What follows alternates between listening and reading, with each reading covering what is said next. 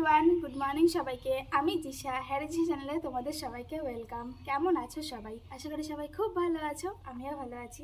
এখন যাবো ব্রাশ করতে, তারপর সকালে যেটা খাই সেটাই খাবো। আজকে দেখা যাক কী খাওয়া যায়, আর তারপরে রান্না করতে যেতে হবে। যাই, প্রথমে ব্রাশটা করে আসি। আমার এখনো ব্রাশ কমপ্লিট হয়নি, আর ও এসেছে এখন হলুদ তুলবে। কি করবে এত হলুদ দিয়ে? নিম পাতা হলুদ একসাথে মাখিয়ে গায়ে লাগানো হবে। ও লাগবে না, এখানকার সবটুকু হলুদে তোলা কমপ্লিট হয়ে গেছে। ঠিক আছে, নিচে পৌঁছে গেছে। ঠিক আছে, হ্যাঁ, আজকে সকালে তাহলে আমার হলুদ খাওয়া রয়েছে, হলুদ খেতে হবে। অনেকটা তুলেছে, আমার ঘরে ছিলও না, শেষ হয়ে গেছিল। থ্যাংক ইউ, আমারও কাজ হয়ে গেল, আমাকে আর এক্সট্রা করে তুলতে হলো না নিজেকে। তুমি বাটবে হলুদের নিম পাতা? হ্যাঁ পারবে বাটতে? আটা মানে কি থেতো করবো? পারবে? হ্যাঁ, না পারলে তুমি করে দেবে। চলো দেখাচ্ছি, নিম পাতাও নিয়ে এসছি আমি। এখন হলুদগুলোকে ধুয়ে নেওয়া হচ্ছে। দেখো পরিষ্কার হয়ে যাবে পুরো চক চক। কি হয়েছে বলো তো, অনেকদিন নিচে রয়েছে তো, আর গাছ মরে গেছে, সেই জন্য হলুদটা একটু ডিসকালার ভাব। তারপর ধুয়ে নিই, একটু টেনে ধুতে লাগো। ঠিক আছে, আমি দেখো নিম পাতা করে নিয়ে আসি। দেখো টানা টানা, দেখো এত নিম পাতা পেরে নিয়ে এসছি। টানা একটু। কোথা থেকে এগুলো জোগাড় করে? এই জন্যই দেখছি যে আমি বাইরে থেকে কাজ কমপ্লিট করে গিয়ে দেখি তুমি ঘরে নেই। হ্যাঁ, এই জন্যই দেখো এগুলোতে কি কি কাজ হবে। এই যে নিম পাতা ছাড়িয়ে নিলাম, এগুলো বেটে হলুদের সাথে গায়ে মাখা হবে। একদম আগারগুলো কিছুটা রেখে দেওয়া হবে, ওগুলো কাঁচা খাওয়ার জন্য। প্লাস এই ডালটা রাখা হবে দাঁত মাজার জন্য। একটা নিম পাতা দিয়ে তো রেসিপি হয়ে গেল বিভিন্ন ধরনের। সেটাই তো, নিম পাতার প্রচুর উপকার না, গুণ আছে সুন্দর। যারা জানে তারা জানে। না, তুমি করতে থাকো, আমি ছাড়িয়ে নিই পাতাগুলো। তুমি করো, আমি গিয়ে কাঁচা হলুদ খেয়ে আসি। টাটা। চলো টাটা। ব্রাশ করা কমপ্লিট হয়ে গেছে, এখন নিয়ে চলে এসেছি হলুদ, এটাই এখন খেয়ে নেব।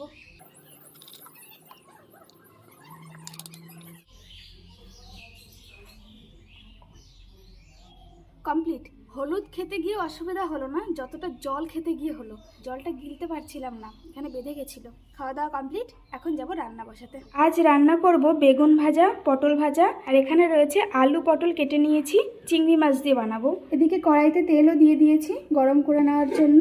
এখানে ভাত বসিয়ে দিয়েছি, হচ্ছে এটা। বেগুন আর পটল ভাজার জন্য দিয়ে দিয়েছি, এগুলো ভাজা করে নেবো প্রথমে। পটল আর বেগুন ভাজা কমপ্লিট হয়ে গেছে, এখন আমি আলুগুলোকে ভেজে নিচ্ছি, এরপরে পটলটাকে ভেজে নেব।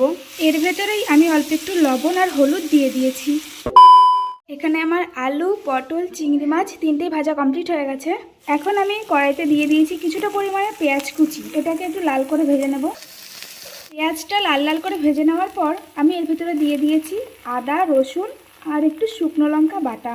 এবার দিয়ে দিচ্ছি একটু লবণ, একটু হলুদ, আর দেবো অল্প একটু কাশ্মীরি লঙ্কার গুঁড়ো। মশলাটা কষানো হয়ে গেছে, এর ভেতর আমি দিয়ে দিয়েছি একটু টমেটো পেস্ট। এবার আরও কিছুক্ষণ একটু ভালো করে কষিয়ে নেব মশলাটা। মশলাটা আমার ভালো করে কষানো হয়ে গেছে, মশলা থেকে তেলও ছেড়ে দিয়েছে। এবার আমি এর ভেতরে দিয়ে দেবো কিছুটা পরিমাণে টক দই। রান্না আমার প্রায় কমপ্লিট হয়ে গেছে, এবার আমি নামিয়ে নেব। দেখো, ওই কলপাড়ে এখানেই করা শুরু করেছে। তুমি এখানে কেন করলে? কি হয়েছে, কি খারাপ জায়গা নাকি? ভালো জায়গা। তুমি ঘরের ওখানে করতে পারতে তো। এখানেই ঠিক আছে না, একবারে হয়ে যাবে, আর একবারে কল টানলে ধোয়া হয়ে যাবে। ও, নিম পাতা পেস্ট করা হয়ে গেছে, এবার হলুদটাকে বাটা হচ্ছে। এখানে তো হচ্ছে আমি এগুলো তো খাওয়ার জন্য না, যথেষ্ট ধুয়ে নিয়েছি আমি। এটা হচ্ছে মুখে দেবো, গায়ে দেবো, কোনো অসুবিধা নেই। কতটা হলুদ দেবো জানো তুমি? আইডিয়া আছে? না, আমিও জানি না, ওটা তাও ওটার পরিমাণ মতন দাও। মানে হলুদ বেশি থাকবে না নিম পাতা বেশি থাকবে? তাও আমি জানি না, আচ্ছা, সাধারণত হলুদটাই বোধহয় বেশি থাকে। হলুদটা একটু দেবো তবে। দাও।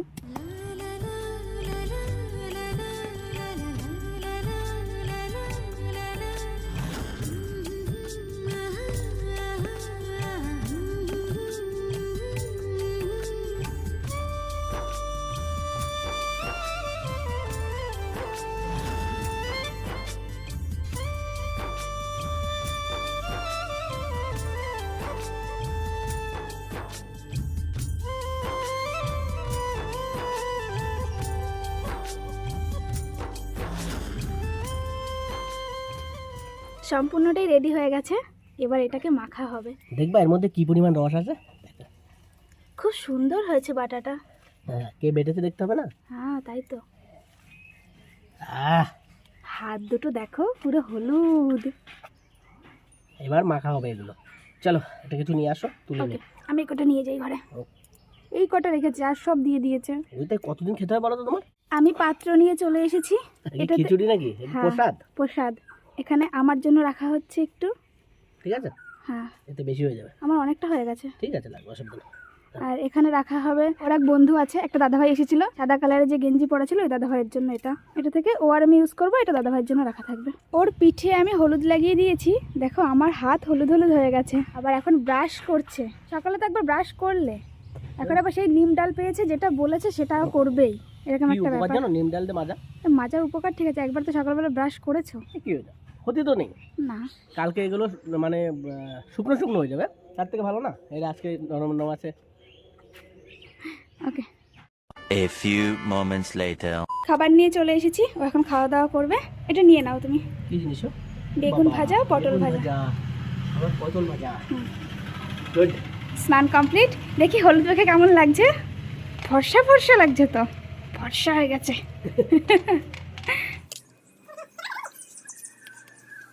না, টেস্ট করো। দাঁড়াও টেস্টটা করে নিই, তারপরে তোমাদের রিভিউ দিচ্ছি। রিভিউ দিচ্ছি। একটু অন্যরকমই মনে হচ্ছে আজকে। তুমি কারো কাছ থেকে শুনে রান্না করেছো, না হলে ইউটিউব দেখেছো? হ্যাঁ, ফোন দেখে রান্না করেছি। এর মধ্যে তোমার সেই টক দইয়ে দেওয়া আছে না?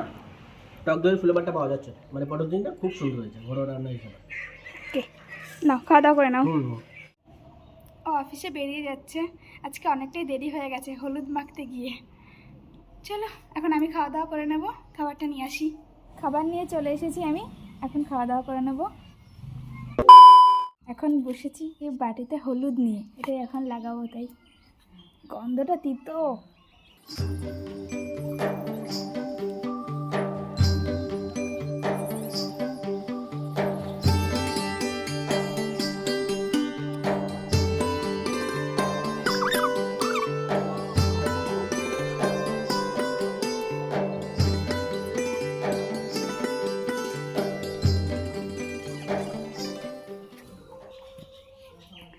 কমপ্লিট।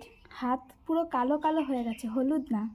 এবার কিছুক্ষণের জন্য রেখে দেবো, এটা শুকালে পরে তারপর স্নানে যাব। 2000 years later. স্নান কমপ্লিট হয়ে গেছে। মুখটা কি একটু হলুদ হলুদ লাগছে বুঝতে পারছি না, কিন্তু হাতটা বুঝতে পারছি, দেখো হাতগুলো হলুদ হয়ে গেছে। মুখে কেমন জ্বালা করছে, বুঝতে পারছি না কেন।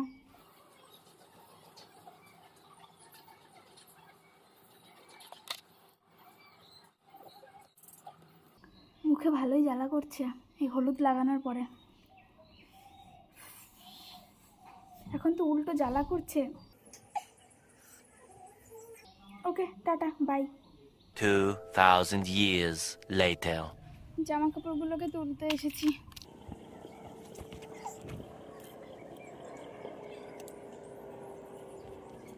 এখন বাইরে বারান্দায় বসে আছি, তেমন কোনো কাজ নেই এখন। আজ হয়েছে কি, দুপুরবেলা তখন হলুদটা লাগানোর পরে যখন মুখে জ্বালা করছিল, তারপর ভালো লাগছিল না, আর তাই খাওয়া দাওয়া করে একটু ঘুমিয়ে পড়েছিলাম। আজ বেশ কিছুক্ষণ ঘুমিয়েছি, ঘুম থেকে উঠে দেখছি যে বিকেল হয়ে গেছে, মানে কিছুক্ষণ পরে সন্ধ্যা হয়ে যাবে আর কি, মানে এখন। এবার আগে গিয়ে তাই ছাদের থেকে জামা কাপড়গুলো নিয়ে এসেছি, নিয়ে এসে এখন বারান্দায় এসে বসেছি। এরপরে সন্ধ্যা দিয়ে তারপর হচ্ছে ভিডিও এডিটের কাজে বসবো। এখন এডিট করতে ভালো লাগছে না। কিছু কিছু দিন হয় এরকম যে যখন কাজ করতে ইচ্ছে করে তখন মনে হয় কি আজকে এইটা এটা করবো, আজকে ওটা করবো, এরকমভাবে সব কিছু শিডিউল তৈরি থাকে। কিন্তু যখন কাজ করতে ইচ্ছে করে না, তখন মনে হয় না যে না ভিডিওটা নিয়ে বসি, এডিট করতে হবে, ভিডিও পোস্ট করতে হবে, ভীষণ একটা চাপে থাকি। সকালে ও অফিসে বেরিয়ে যাওয়ার পর তারপর যে কাজগুলো থাকে সেগুলো সমস্ত কিছু কমপ্লিট করে নিই। কমপ্লিট করে নেওয়ার পর দুপুরের পরে বা দুপুর থেকে যেদিন ভিডিওর চাপটা বেশি থাকে সেদিন হচ্ছে একটু দুপুরে করে নিই, তারপরে আবার খাওয়া দাওয়ার টাইম হয়ে যায়, তারপরে একটু মনে হয় যে একটু রেস্ট নিয়ে নিই, এই করে নিই, টাইমটা কেটে যায়। আর হচ্ছে তারপর আবার কি হয়, সন্ধ্যা দেওয়ার পর থেকে কিছু টাইম যতক্ষণ না ও বাড়িতে আসছে ততক্ষণ আবার কোনো কাজ তেমন থাকে না। যেদিন মনে হয় যে না ঠিক আছে দুপুরবেলা এডিট করবো না, সেদিন সন্ধ্যাবেলার পরে এডিটটা করে নিই। আর যেদিন মনে হয় যে না থাক এখন করবো না, রাতে করে নেবো, এরকম একটা ব্যাপার, বা রাতে করতে ইচ্ছা করবে না, তাহলে এখন করে নিচ্ছি, এইটুকু টাইম ডিফারেন্স করে নিই। তারপর ও বাড়ি আসলে পরে ওর সাথে বসে কিছুক্ষণ কথা বলা, গল্প করা, যেহেতু সারাদিন ও ওর মতন বাইরে, আমি আমার মতন সারাদিন বাড়িতে একা একা কেটে যায়, সেই জন্য তেমন খুব একটা চাপ থাকে না। চাপ কখনো কখনো খুব ভালোভাবে প্রেশার চলে আসে ভিডিওরই, যে কিছু কিছু শ্যুট যখন আমার বাকি থাকে নিতে, যেহেতু আমি সাধারণত তোমাদের আগেই বলেছি যে বাড়িতে থাকি, তেমন কোথাও বেরোই না, যেদিনও ছুটি থাকে সেদিনই বাইরের থেকে বেরোনো হয়, এইভাবে সময়টা কাটে। এবার সেখানে দাঁড়িয়ে মনে হয় কি যে তোমাদের একই জিনিস কি দেখাবো বারবার, একই ভিডিও কি করব, কখনো কখনো বুঝে উঠতে পারি না। এবার সমস্ত কিছু তো তোমাদের সঙ্গে শেয়ার আমি করি না। ধরো সকালবেলা উঠে যেগুলো কাজগুলো করি সেরকম ধরনের কাজ কিছু শেয়ার করা হয় না, করি না। সেগুলো আমি আমার মতন কমপ্লিট করে নিই তাড়াতাড়ি করে, যেহেতু ভিডিও করতে গেলে পরেও ক্যামেরা ঠিকঠাক করে দাঁড় করিয়ে প্রত্যেকটা মুভমেন্ট ভালো করে শ্যুট নেওয়ারও একটা ব্যাপার থাকে। একটা শ্যুট একবার না হলে সেটাকে আরও একবার, তারপর আরেকবার না হলে আরও, এই করে করে কখনো শ্যুট কয়েকবার করে নিতে হয়, তারপরে একটা গিয়ে ভালো শ্যুট আসে। তোমাদের সঙ্গে কখনো কখনো বসে গল্প করি, এইভাবে যেভাবে আমার সময় কাটে। সারাদিন যে খুব একটা আমি সময় পাই এরকম না। যেমন এখন বসে আছি তোমাদের সঙ্গে কথা বলছি, এদিকে বাইরে প্রায় সন্ধ্যার মতন অবস্থা। জাস্ট ক্যামেরাটা অন করে হয়তো আমি এখানে 2 মিনিট বসবো, তারপরে সন্ধ্যা দেওয়ার জন্য যেতে হবে। ঘড়ির কাঁটাও যেন খুব দ্রুত চলছে, মানে কিভাবে সন্ধ্যার পরে কিছুক্ষণ টাইমে 2 মিনিট বসবো, জাস্ট একটু বসার জন্য, রিল্যাক্স করার জন্য, যে না বসে আছি, সেটুকু টাইম হয় না। তখন মনে হয় কি 2 মিনিটের জায়গায় হঠাৎ করে মনে হয় কি এখানে আমাদের 10 মিনিট হয়ে গেছে। তখন ওই 8 মিনিটের মেকআপ অন্য জায়গায় দিতে গেলে তখন একটা চাপের ব্যাপার হয়ে যায়। এই হিসাবে তোমাদের সঙ্গে গল্প করছি। অবশ্যই তোমরা কে কোথা থেকে আমার ভিডিওগুলো দেখো সেগুলো কমেন্টের মাধ্যমে জানিও। ওকে, টাটা। 2,000 years later. অফিস থেকে বাড়ি চলে এসেছে অনেকক্ষণ আগেই, এখন বসে বসে পপকর্ন খাচ্ছে। ওর পপকর্ন খাওয়ার স্টাইলটা দেখো। আর এই পপকর্নগুলো একটু নরম নরম, সেই জন্য আমি একবার এপাশে চাপাচ্ছি, একবার এপাশে। তাই কি হয়েছে?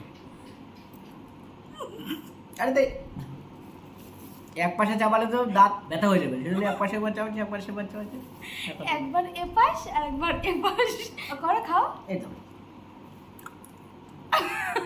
আরে তার দুপাশে তো চাপাতে হবে। খাও, কোনো অসুবিধা নেই। ও খাচ্ছে আর দ্য 50 শো দেখছে। এসে দেখেছে যে চালানো রয়েছে দ্য 50 শো, এই জন্য আর চেঞ্জ করেনি, তো ও ওটাই আমার সঙ্গে দেখতে বসে গেছে। এবার ঠিক আছে, চলো এখন যেতে হবে রাতে রান্না বসাতে। এখনো রাতে রান্না করা হয়নি, যাই গিয়ে রান্নাটা বসিয়ে দিয়ে আসি। এখন রাতে রান্না বসিয়ে দিয়েছি, এখানে ভাত হচ্ছে। রান্না কমপ্লিট হয়ে গেছে অনেকক্ষণ আগেই। এখন যাব খাবার রেডি করতে। 11টা বেজে গেছে ঘড়ির কাঁটায়, অনেকটাই রাত হলো। আর তোমাদের সঙ্গে একটা জিনিস আমি শেয়ার করব এখন। এখানে রয়েছে কিছু ভেজিটেবল বল, যেগুলো আমি একেবারে অনেকটা বানিয়ে ফ্রোজেন করে রেখে দিয়েছি, কারণ প্রতিদিন একটা দুটো করে বানাতে ইচ্ছে করে না। একবারে বানিয়ে রেখেছি, যখন ইচ্ছা হয় তখন বার করে নিয়ে এটাকে একটু ভেজে নিই, ব্যাস। তো এখন সেটাই করব। ভেজিটেবল বল ভাজা কমপ্লিট হয়ে গেছে। এদিকে দুজনের খাবারের প্লেটও রেডি করে নিয়ে চলে এসেছি, এখন খাওয়া দাওয়া করে নেবো। নাও টেস্ট করো। টেস্ট, কিন্তু এগুলো শুধু সন্ধ্যের সময় টিফিন হিসেবে যাতে আরো ভালো হবে। হ্যাঁ, এই জন্যই বানিয়ে রাখা। ভাবলাম এখন চলো ভাতের আগে আগে একটু খেয়ে নেবো, ব্যাস। আজকে সন্ধ্যায় কিছু খাওয়া হয়নি, ওরও ভালো লাগছিল না খেতে, এই জন্য অফিস থেকে আসার পরে কিছু টিফিন করা হয়নি, আমিও কিছু করিনি আর। সুন্দর লাগছে। ঠিক আছে, তো আমরা এখন খাওয়া দাওয়া করে নিই। আর আজকের মতন ভিডিওটা এখানেই এন্ড করছি। দেখা হবে সবার সাথে নেক্সট আরেকটি ভিডিওতে। ততক্ষণের জন্য সবাই সুস্থ থেকো,